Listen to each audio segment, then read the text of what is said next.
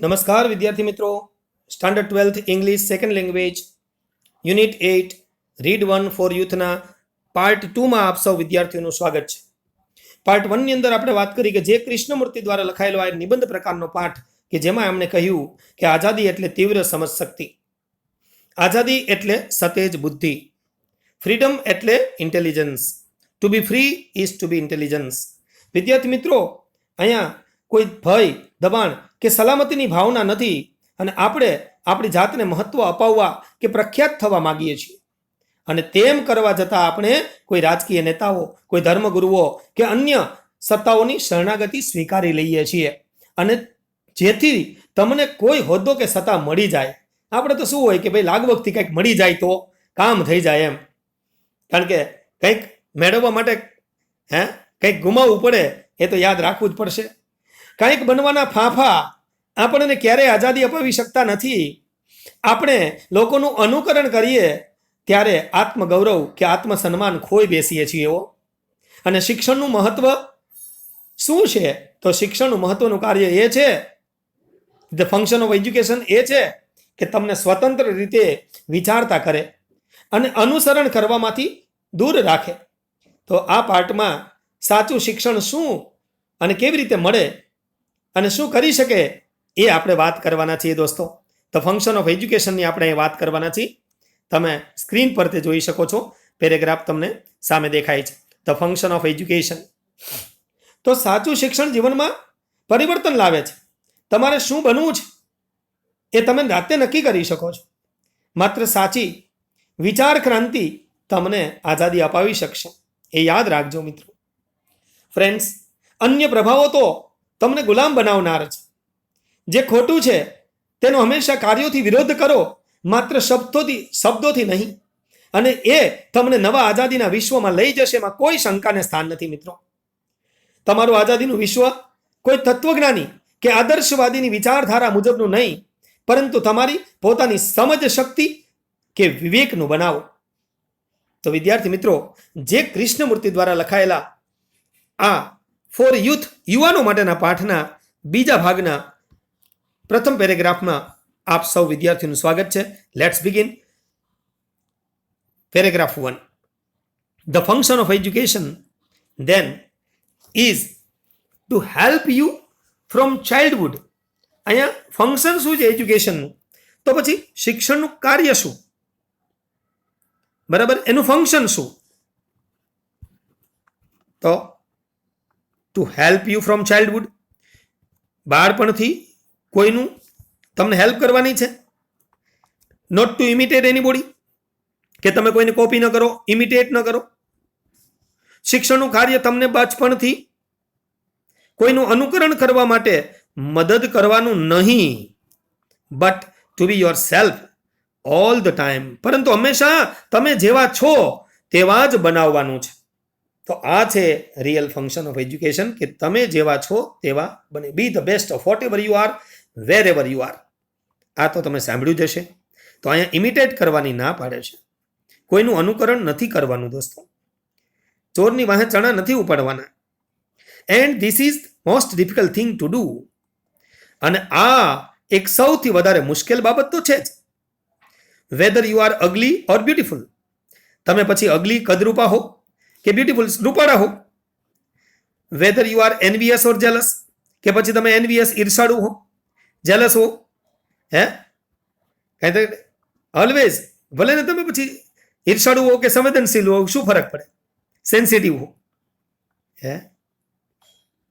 Always to be what you are, તમે જેવા હો તેવા જ રહો ને ભાઈ. ઓલવેઝ ટુ બી, એવા જ બની રહો, તમે જેવા છો તેવા. Be the best whatever you are, but understand it, અને તેને સમજો. બસ કહેવા એ માગે છે કે હંમેશા તમે જેવા હોય તેવા જ રહો અને તેને સમજો. બસ આ વસ્તુ છે. તમે સમજો કે તમે કેવા છો. Yes, to be yourself is very difficult. તમે જેવા છો તેવા જ બનવું એ ખૂબ મુશ્કેલ છે, બહુ અઘરું છે. because you think that you are ignoble, કારણ કે તમે વિચારો છો કે તમે ઇગ્નોબલ છો, એટલે તમારી બહુ પ્રતિષ્ઠા નથી, હે, ઉમદા નથી. And that if you could only change what you are into something noble it would be marvellous. અને જો તમે વધુ ઉદાર અને સારા બનવા માટે પરિવર્તન કરશો તો તે ઉત્તમ કહેવાશે. આવું તમે વિચારો છો કે લાવને કંઈક સારા બનવાનો પ્રયત્ન કરી જો, બરાબર, બટ ધેટ નેવર હેપન્સ. પરંતુ તે ક્યારેય બનતું નથી. પ્રશ્ન ત્યાં છે દોસ્તો.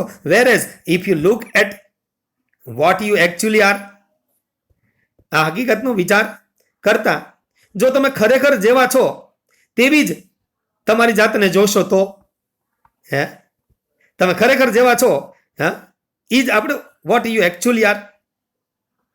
વિચાર કરો, તમે ખરેખર જેવા છો તેવી જ તમારી જાતને જોશો તો, એન્ડ અન્ડરસ્ટેન્ડ ઇટ, અને એને સમજશો તો પછી then that very understanding there is a transformation.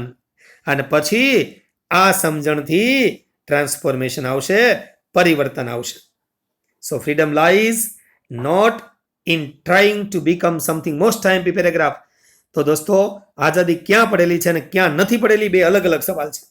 એટલે જુઓ કે ફ્રીડમ લાઈઝ ક્યાં પડેલી છે આઝાદી, તો પહેલા તો એનો જવાબ આપે છે ક્યાં નથી પડેલી. તો સો ફ્રીડમ લાઈઝ, હવે એનો જવાબ અત્યારે નથી આપતા, ક્યાં નથી પડેલી તેનો જવાબ આપે છે. Not in trying to become something different, કંઈક અલગ જ બનાવવામાં નહીં, કંઈક અલગ બનવામાં નહીં. Not in doing whatever you happen to feel like doing, તમને ગમે તે કરવામાં નહીં, તમને ગમે તે કરવામાં નહીં. Nor in following the authority of tradition, કોઈ ટ્રેડિશન, રૂઢિગત પ્રણાલીની કોઈ સત્તા અનુસરવામાં નહીં, એમાં પણ આઝાદી નથી. ઓફ યોર પેરેન્ટ્સ, હે, ઘણી વાર પેરેન્ટ્સની આપણે અમુક વસ્તુ પ્રણાલીને અનુસરતા હોઈએ છીએ. ઓફ યોર ટીચર, ક્યારેક ટીચરની પ્રણાલીઓને. But in understanding what you are from moment to moment, આ એનો જવાબ છે. Freedom lies in understanding what you are from moment to moment.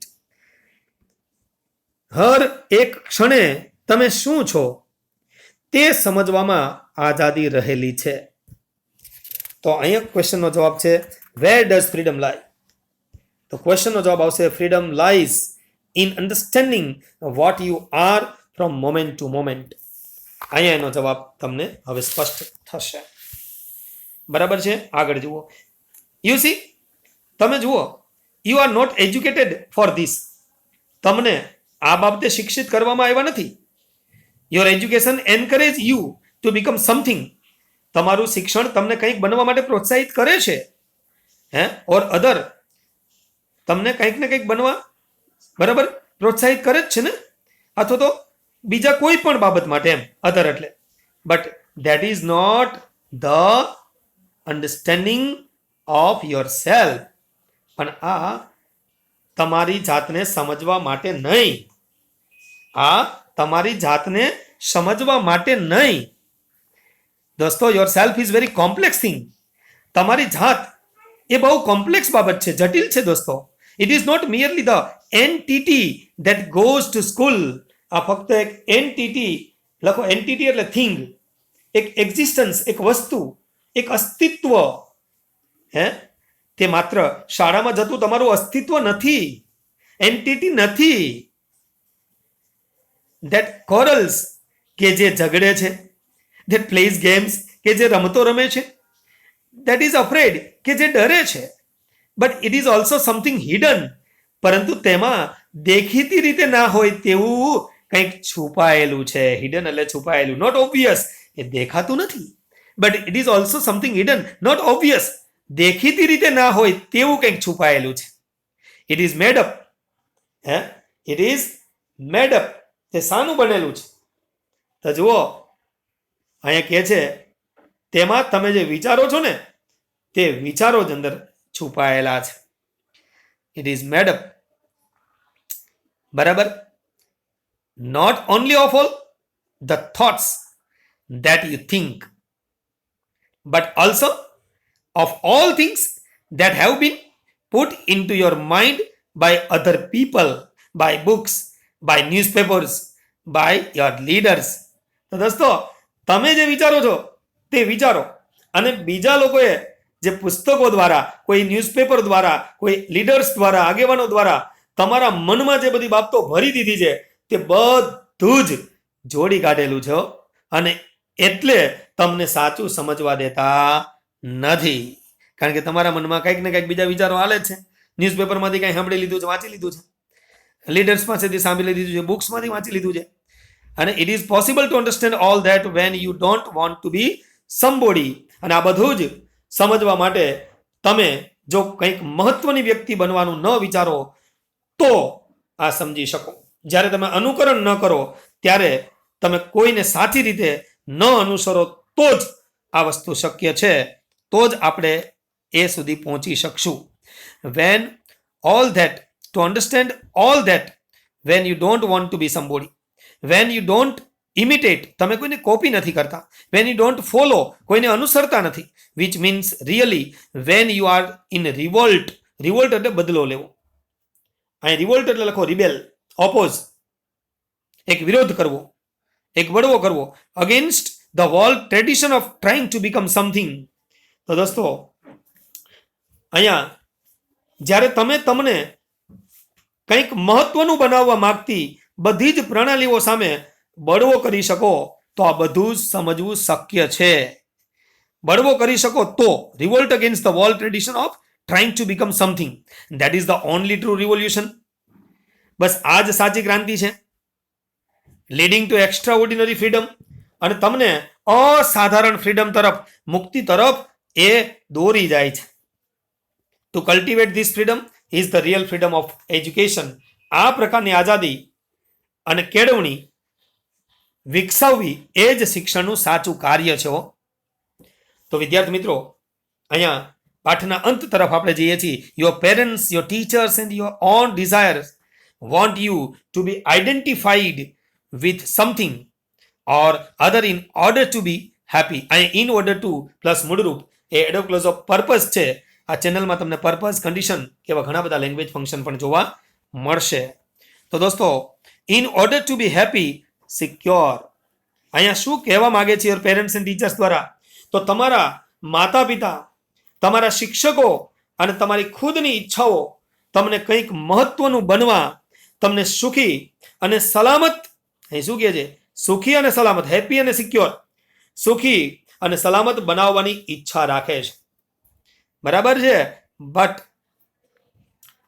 અને તેવી રીતે તમારી ઓળખાણ આપવા માંગે છે, કારણ કે તમારી ઓળખાણ એ રીતે જ આપશે એ લોકો. But to be intelligent must you not break through all the influences that enslave and crush you. પરંતુ બુદ્ધિશાળી કે સમજદાર બનવા માટે શું તમારે તે બધા જ પ્રભાવો જે તમને વૈચારિક ગુલામ બનાવે છે અને કંઈક મહત્વનું બનવા તમારા પર માનસિક દબાણ લાવે છે તેમને હટાવવા ન જોઈએ? આ ક્રશ કરે છે તો તેમને આપણે હટાવવા ન જોઈએ? અહીંયા કહેવા જે માગે છે એ ચોક્કસપણે તમે મગજમાં ઠસાવી દીધું હશે હવે. તો દોસ્તો, આપણે વૈચારિક ગુલામ નથી બનવાનું. કંઈક મહત્વનું બનવા માટે માનસિક દબાણ જ્યારે આવે છે ત્યારે તેમને હટાવવા ન જોઈએ આપણે. આવી જે કૃષ્ણમૂર્તિ અહીં દલીલ કરે છે તમારી સામે.